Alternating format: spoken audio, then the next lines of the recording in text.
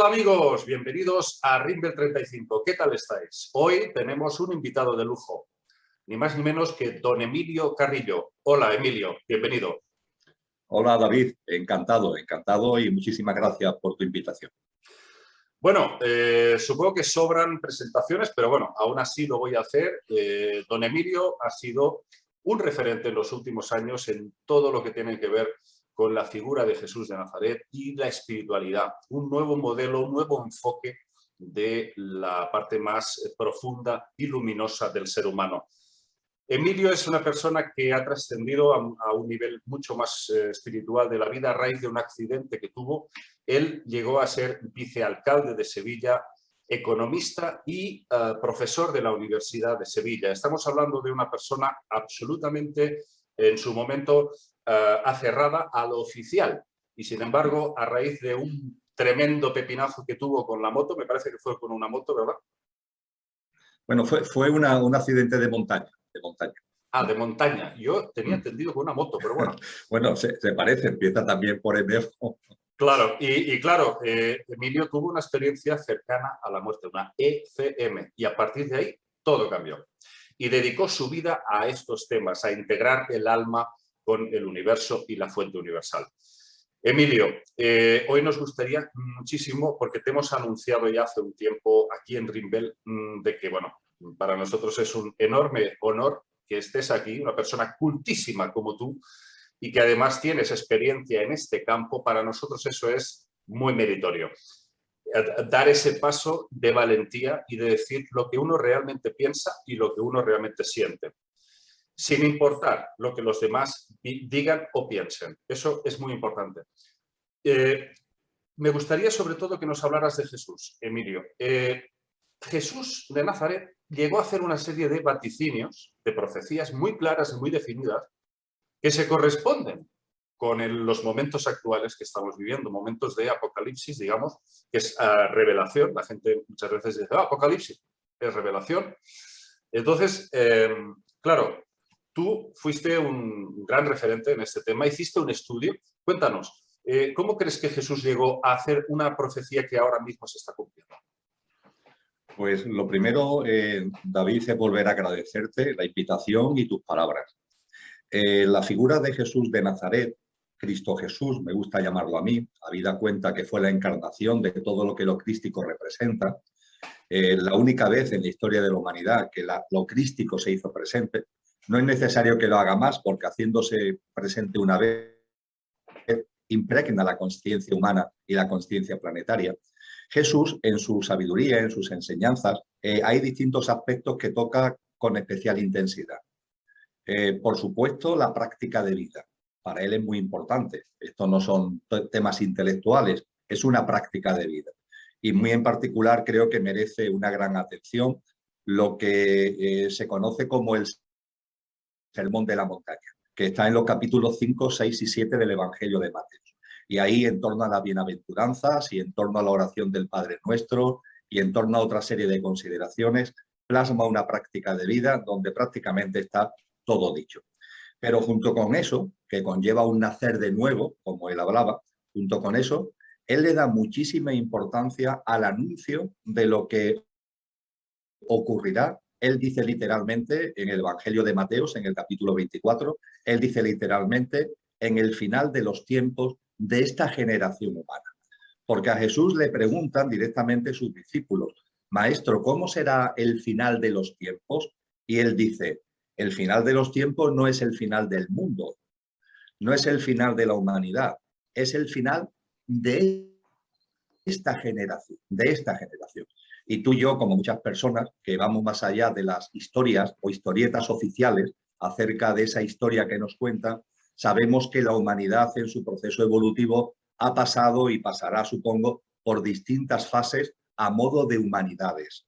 Pues bien, Jesús habla del final de esta generación humana. Y cuando habla de ello, creo, David, que es muy importante tener en cuenta lo siguiente. Jesús no es un profeta, o al menos no encaja con lo que se suele entender como profeta, porque coloquialmente e incluso eruditamente a los profetas se le viene a meter en el cajón de los adivinos. Es decir, gente que tiene una capacidad de adivinación innata o a través de señales. No, no, Jesús no tiene nada que ver con esto. Jesús simplemente es una persona sabia y como sabio que es, tiene un conocimiento preciso de cómo evolucionan los ciclos y de cómo evoluciona la consciencia. Estamos desarrollando este encuentro, que te vuelvo a agradecer, en el arranque de septiembre. Yo vivo en el sur de España. Si yo anuncio que los calores que hemos tenido a lo largo de los 2 últimos meses van a desaparecer y que a lo largo de las próximas semanas vamos a ir entrando en temperaturas más suaves y que la lluvia que desapareció hace ya 2 o 3 meses volverá a aparecer en el intervalo de las próximas semanas o del mes y medio próximo. Yo ahí no estoy siendo adivino. No. Estoy simplemente poniendo de manifiesto que conozco los ciclos, en este caso como los conocemos todos. Pues bien, Jesús tenía un conocimiento preciso de cómo evolucionan los ciclos y de cómo evoluciona la consciencia. Y la consciencia, él nos mostró que funciona de un modo que es en lo macro y en lo micro. ¿Cómo quieres comprender que evoluciona la humanidad? Estudia cómo evoluciona una célula y verás que las células nacen, desarrollan una labor y después se agotan y surge una nueva célula. Él nos habló de una generación humana que iba a terminar y nos habló de cómo surgiría una nueva generación humana aplicando un modelo muy semejante al que hoy, cuando hacemos, gracias a la ciencia, los estudios sobre las células, podemos poner de manifiesto. Así que lo primero, David, que comparto contigo, es esta idea muy importante. No confundamos los anuncios de Jesús con adivinanzas. Claro, Son claro. fruto de la sabiduría.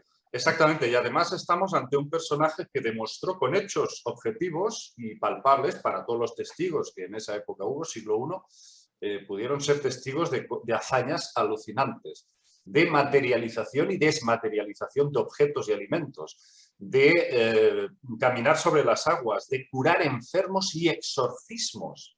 Es decir, hablamos de un personaje con muchas facetas, con muchas capas, que es absolutamente insólito. No ha habido nunca en la historia ningún personaje que haya reunido tantas cualidades, ¿no? Todas ellas Mira, bastante positivas. y además hay que tener en cuenta, porque hay personas que me preguntan al respecto, me dicen, Emilio, pero ¿seguro que Jesús existió? Porque hay personas que entienden que puede ser una especie de relato ficticio donde se encajan sabidurías, donde se encajan procesos de iniciación y se utiliza, por tanto, ese relato ficticio como continente para divulgar esos conocimientos.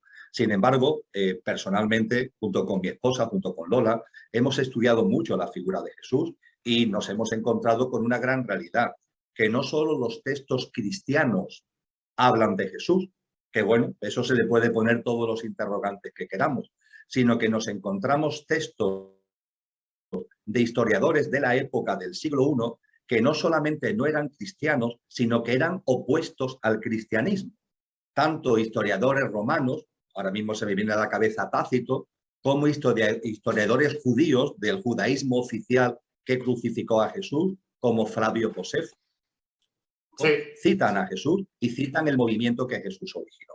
Con lo que estamos hablando de un personaje histórico que además lo importante no es su plasmación física, sino lo que son sus capacidades. Capacidades que, por cierto, David, porque todo está en común, cuando se estudia la ciencia del yoga, que también es una ciencia que me apasiona, la ciencia del yoga tiene una columna vertebral, que son los denominados Yoga Sutras de Patanjali, los Yoga Sutras de Patanjali.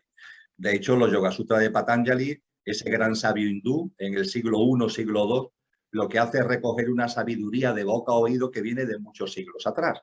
Y en uno de el libro es pequeñito, son 196 aforismos, están clasificados en libros y secciones. Y en una de esas secciones se habla de los siddhis, los siddhis. ¿Qué son los siddhis? Los siddhis son los poderes que van adquiriendo los seres humanos conforme evolucionan espiritualmente.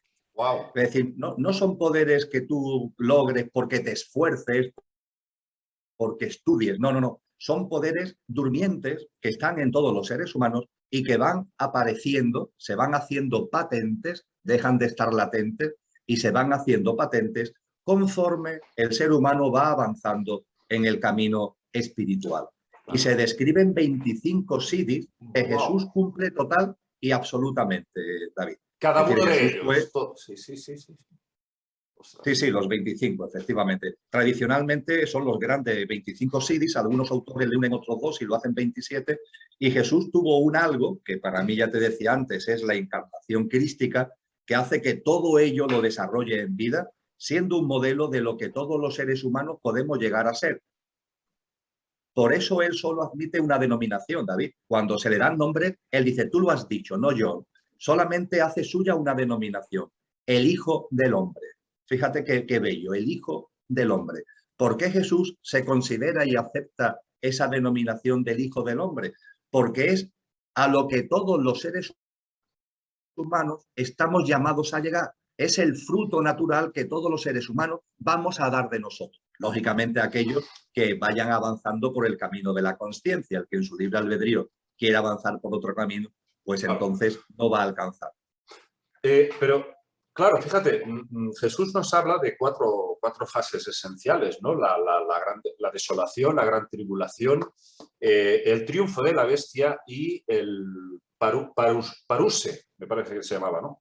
Parusía. Parusía, la parusía. En griego clásico, parusía. Parusía, que eso sería básicamente un proceso de irse descomponiendo esta civilización que hoy conocemos. Finalmente acabaría ganando el malo, vamos a decir.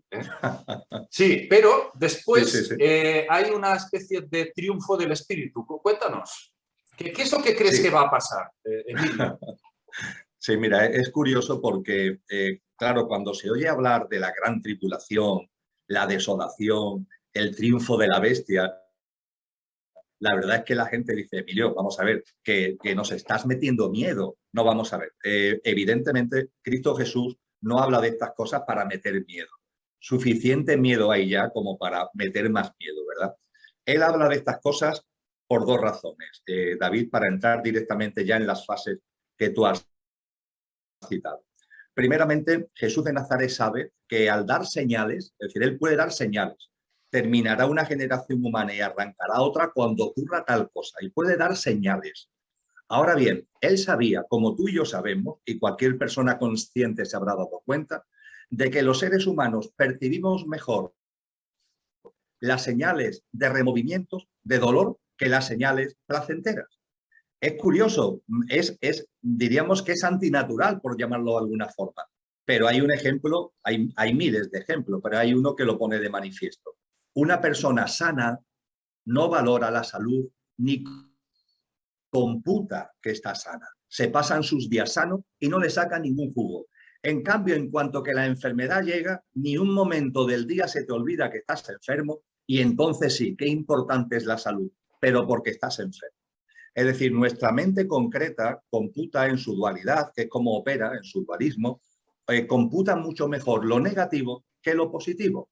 Curiosamente prefiere lo positivo, pero computa mejor lo negativo que lo positivo. Por eso las señales de Jesús, que también podía haberla dado, no son señales de amor, de armonía, de equilibrio. Muchas cosas que hay actualmente en la humanidad. Hay muchos seres humanos, hay muchas organizaciones, muchos grupos que están haciendo cosas muy amorosas. Tú desarrollas una labor preciosa ahí manejándote en las redes para hacer llegar la conciencia a la gente. Hay un gran amor y hay unas cosas maravillosas en el mundo. Podía haber hablado de ello, pero él sabe que se computa mejor lo que tiene que ver con lo doloroso que lo que tiene que ver con lo armonioso y lleno de equilibrio. Por eso nos habla de los tiempos de la desolación, de la gran... no para meter miedo.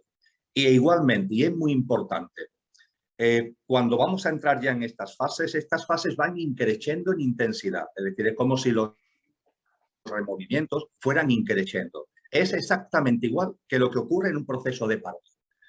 En un parto, bueno, al principio